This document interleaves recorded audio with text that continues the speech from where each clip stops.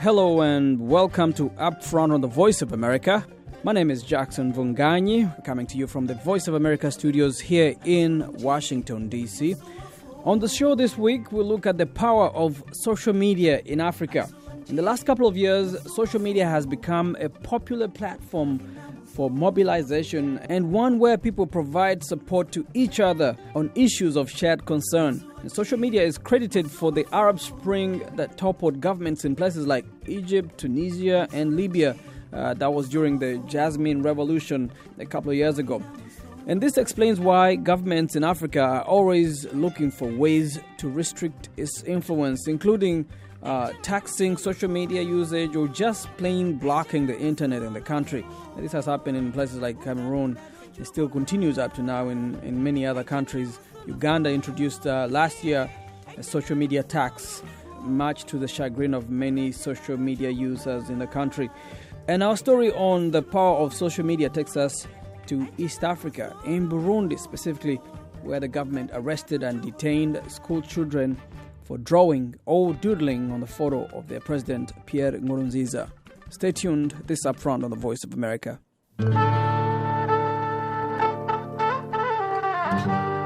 Welcome back. This is Upfront on the Voice of America. My name is Jackson Vunganyi. So, the government of Burundi recently released 3 schoolgirls detained over accusations that they had scribbled or doodled in their textbooks over the photo of the country's president, Pierre Nkurunziza. After the arrest, the girls were transferred to a jail in Ngozi, about 50 kilometers from their school district. The news of this arrest, we're talking about their arrest, the arrest of these schoolgirls, caught the attention of the international community, many denouncing the rationale behind the arrest. And very soon, a social media campaign hashtag Free Our Girls was trending on Twitter, global Twitter, and many other social media platforms like Facebook, but especially on Twitter. Thousands of people around the world were calling for the government of Burundi to release these girls. So when they were finally released, many started questioning, was the government of Burundi bowing to social media pressure, or did they just realize that this whole situation was just absurd and they needed to find a way out? Well, one of the activists responsible for bringing this issue to the attention of the global social media community is Keti Nivyabandi. She's a human rights activist from Burundi, but currently lives in exile in Canada. Keti joined me on the phone to talk to me about the human rights situation in her country. Keti, thank you very much for joining us. Can you give us a little context of why these girls were arrested in the first place? And is there a specific law that they broke or that prevents them from drawing in their textbooks? Well, what we know is that the girls, so initially it was a group of 7 school children, 1 boy and 6 girls, and they were arrested for doodling in their textbooks over the photographs of President Nkurunziza. So the 7 children were arrested, and the 4 were released because they were under the age of incarceration, and they were under 15. And the 3 other remaining girls, 15, 16, and 17, were then charged with offense to the head of state. The full charge is a lengthy one, but it includes also the fact that they are a threat to national security. And so they were then moved to a different jail, a different detention center, this time to a jail in Ngozi, which is at least 50 kilometers away from their hometown and their families. And that's the president's hometown. So some people find it peculiar or strange that these kids were arrested for doodling in their textbooks. But like you said, I guess the question really is, why do academic textbooks in Burundi contain photos of the president? That sounds like some communist-era type of education system. Can you tell us what's going on here? So I have not seen the textbook myself, but indeed there are several questions that need to be asked around this matter. Number one, indeed, why do we have textbooks which feature the president in it, and what kind of texts are they, which are accompanying these photos. So this is quite problematic. Secondly, for these kids to be arrested, it means that their teachers, the school directors, the headmaster, headmistress, and several other people were involved and reported these kids to the police. So this also tells you a lot about the state of the climate that's in the country, and the fact that there's a great climate of fear and of almost spying and telling on each other to the authorities. And lastly, you have the fact that you have the national police coming into a school to arrest school children for doodles. I mean, it doesn't get any more absurd than this, but it tells you this is the state of Burundi today, and it reflects the dictatorship that really we are under, and the gravity of the situation, but also how broken our justice system is, and how human rights abuses are carried out by those who should be upholding the law. So the girls were released. Do you think that their release had to do with the government bowing to international pressure, especially the social media campaign, or the government just realized the silliness of this whole situation? It was absolutely the power of people power, and particularly the power of social media. From the very beginning, we launched a hashtag Free Our Girls. The hashtag has been trending globally. It's been picked up globally. Human Rights Watch, on the other hand, also wrote about this and launched a campaign asking people, where people all over the world doodled over the photographs of the head of state, and in an attempt to show the government that doodling is not a crime. So you had a global outcry over this, and absolutely, I'm 100% sure that the government responded to the public pressure and the public humiliation that it was getting. I've just landed from Geneva, where I was at the Geneva Summit for Human Rights and Democracy, and I had asked also people to share the hashtag there, and there was a government representative in the room, and here you had people from all over the world using this and trending. I think it was very embarrassing for the government of Burundi to be seen in such a light, and this is the only reason why they released the girls. So let me ask you this: aside from the social media campaign, what else do you think is the reason why the arrest of these girls captured the attention of the world, given that there are other numerous human rights abuses documented by organizations like Human Rights Watch and other international bodies like the UN, regarding the poor human rights record of the government in Burundi?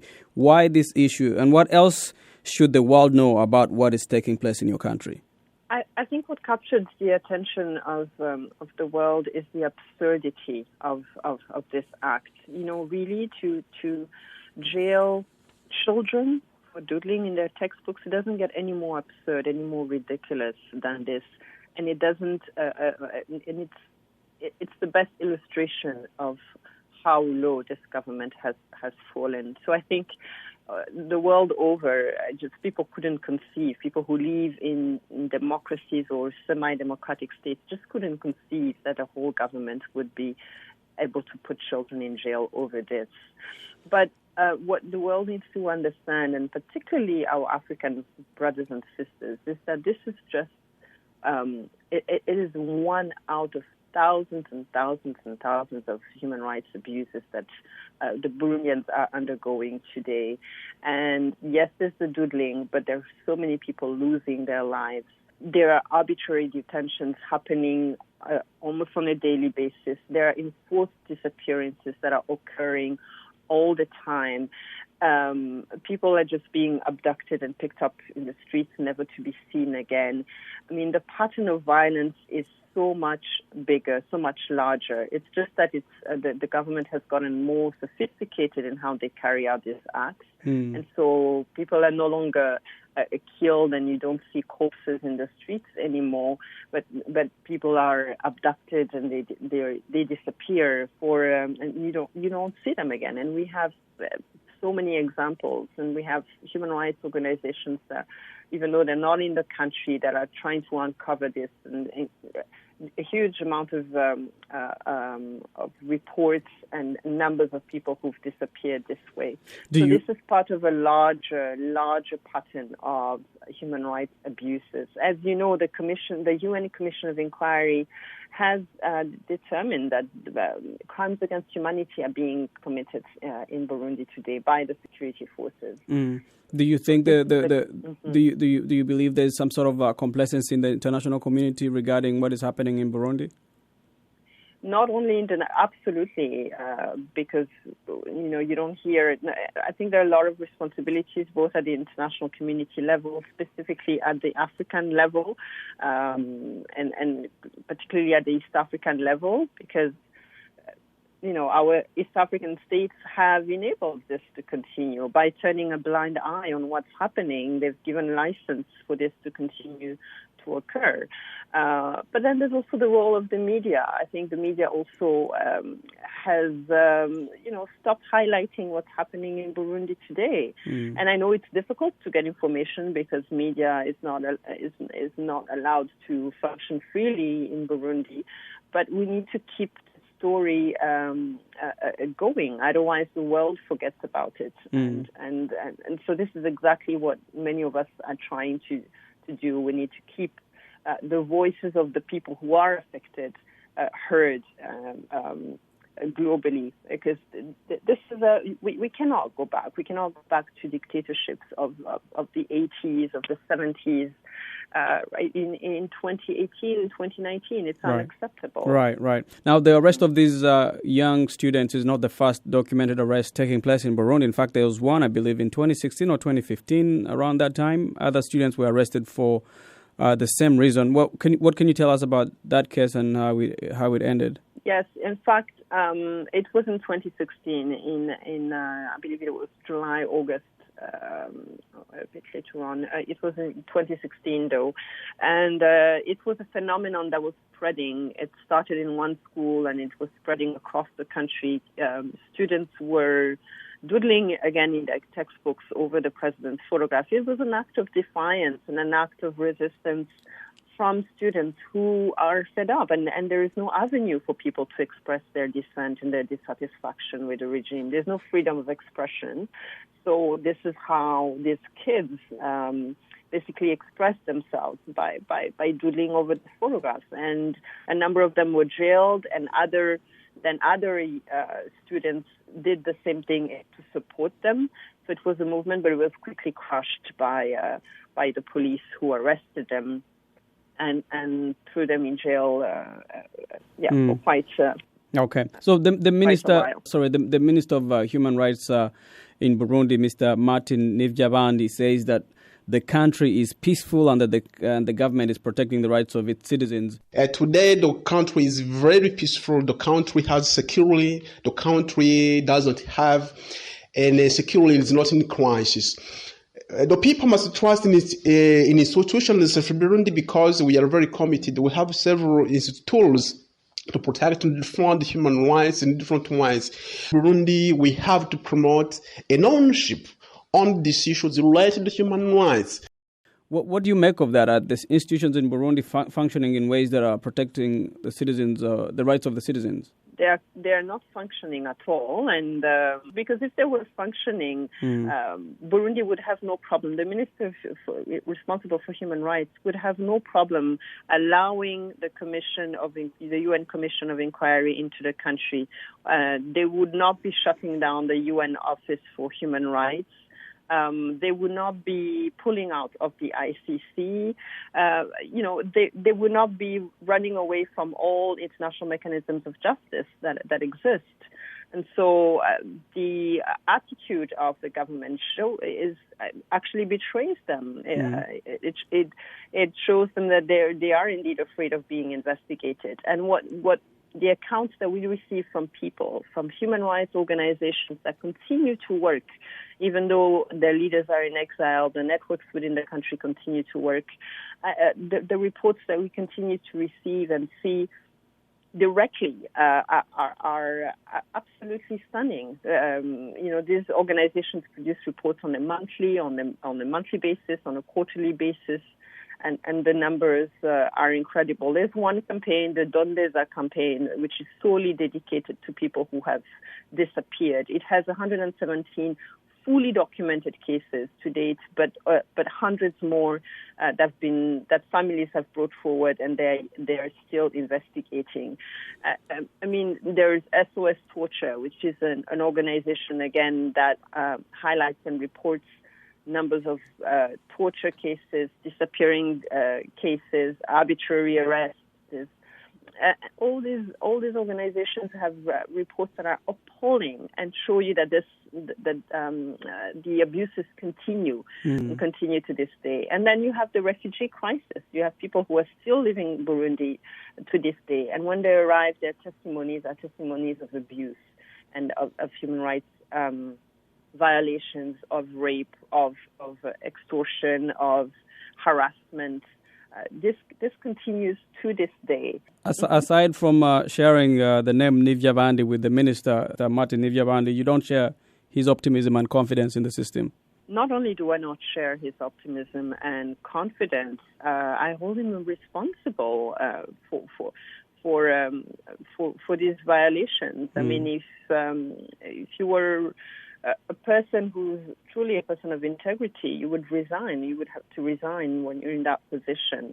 But this is part of a propaganda of the regime, to portray the country as a country currently at peace. But it is not at peace. It's an artificial peace. They have silenced all the voices inside the country. People are terrified. People get abducted during the day. In the streets, and bypassers are even afraid to scream or say anything because they're afraid that they're going to be next. This is the level of terror that's in the country. This is not peace at all. And so these ministers are in those positions to reinforce they are basically on a public relations campaign to claim that the country is at peace, because otherwise they would be fired. This is the reality. It's a fully authoritarian regime today. We have moved to a fully closed civic space and authoritarian regime and a full dictatorship. Are you hopeful things are going to change once Nkurunziza leaves power? He says that he won't run in the next elections. But I think that we need to have a process, an electoral process that is free and fair. Right now, it's not even whether he will run or not. It's about making sure that the process is free and fair. And it is impossible as things stand today. The commission in charge of the elections itself is made up of 2 ministers of the current regime. How is this? How could this be an independent commission that's going to fully ensure that the elections are conducted freely? So it's really impossible to have free elections in this context. And until the media has been reallowed into the country, until all political parties are allowed to function, until civil society is fully reopened and able to function, and when we have a fully independent commission to plan and organize elections, then we cannot claim that we can have free and fair elections. Katie, thank you very much for speaking to us. Thank you very much, Jackson. That was Katie Nivyabandi, a human rights activist from Burundi. She currently lives in exile in Canada.